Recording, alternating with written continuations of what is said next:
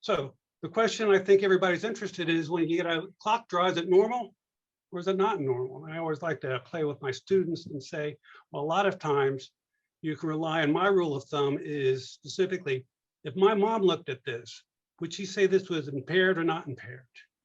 I think we can pretty much agree that this is not a good clock, and my mom would agree that this is not a good clock and probably reflects some sort of a cognitive impairment that might be clinically meaningful. We get situations like this, though, where it's a little bit unclear. Here's a clock. I think most people would say it's not too bad. If I asked my mom, is it okay? I think she'd probably say yes, because 10 minutes after 11, that's kind of okay. Spacing's not horribly bad, but kind of what do we make about this being in the pedestal? It's certainly odd, and I would, if you'll indulge me a little bit, call this a soft neuropsychological finding.